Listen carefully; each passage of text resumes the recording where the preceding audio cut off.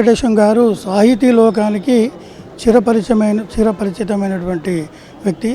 సాహిత్య రంగంలో విశేష కృషి సలిపినటువంటి వ్యక్తి.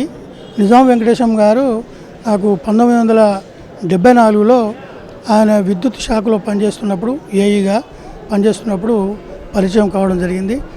1974లో నేను అప్పుడు మావోయిస్టు పీపుల్స్ వార్ విప్లవోద్యమంలో కొనసాగుతున్నప్పుడు వారి పరిచయం జరిగింది.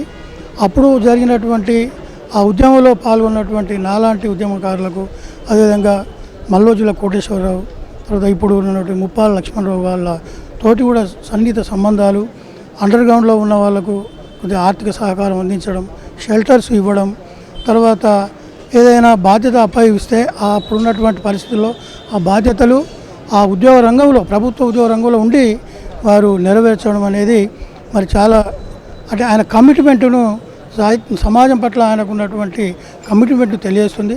ప్రభుత్వ ఉద్యోగిగా ఉంటూ విప్లవోద్యమంలో ఉంటున్నటువంటి విప్లవకారులకు సహకరించడం అంటే అది కత్తి మీద సాము చేయడం లాంటిది. భయంకరమైనటువంటి పరిస్థితులు ఉంటాయి. అయినా అతడు చేశాడంటే ఆయనకి ఎంత కమిట్మెంట్ ఉంది అంటే సమాజ మార్పు కోసం, సామాజిక చైతన్యం కోసం పనిచేసే వాళ్లకు మనం చేదోడు వాదోడుగా, మనం ప్రత్యక్షంగా పాల్గొనకపోయినా పరోక్షంగా వాళ్ళకు సహకారాలు అందించాలనేటువంటి స్వభావం ఉన్నటువంటి వ్యక్తి. తర్వాత ఆయన చాలా పుస్తకాల ప్రేమికుడు. ఇప్పుడు ఏ పుస్తకము వచ్చింది అంటే మార్కెట్లో ఆ పుస్తకాన్ని పరిశోధించడం, వాటిని కొన్న తర్వాత వాటిని ఆయన చదివి తనకు సన్నిహితంగా ఉన్నటువంటి తన భావజాలానికి సంబంధించిన వ్యక్తులకు ఆ పుస్తకాలను అందజేయాలి అని ఒక 10 పుస్తకాలు కొని వాళ్ళకు ఫోన్లు చేసి వాటిని వాళ్ళకు అందజేసి చదవాలని చెప్పేటువంటి వ్యక్తి. ఆ కాలంలో సెమినార్ అనే పత్రిక వస్తుండే, ఇది సోషియో ఎకనామిక్ పొలిటికల్ వీక్లీ.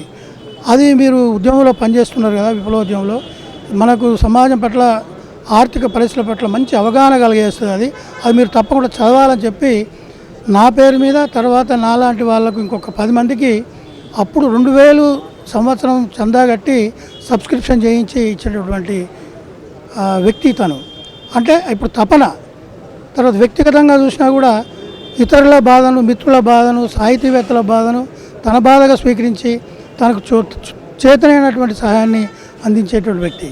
సాహిత్య రచనలు చేసినటువంటి రచయితల పుస్తకాలను ప్రచురించడానికి ముందుకు వచ్చేవాడు.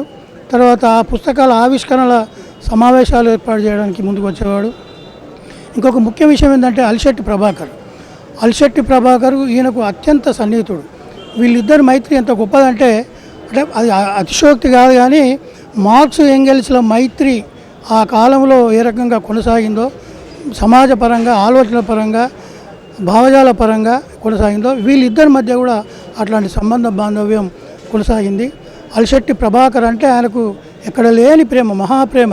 ప్రతి సంవత్సరం మేము కరీంనగర్లో నిర్వహించేటువంటి అలిశెట్టి వర్ధంతి, జయంతి సభలను ఘనంగా నిర్వహించడానికి హైదరాబాద్ నుండి వచ్చేవాడు, ఆనందంగా పాల్గొనేవాడు. తనివి తీరా అతని గురించి చెప్పి ఎంతో తృప్తిని పొందినటువంటి వ్యక్తి.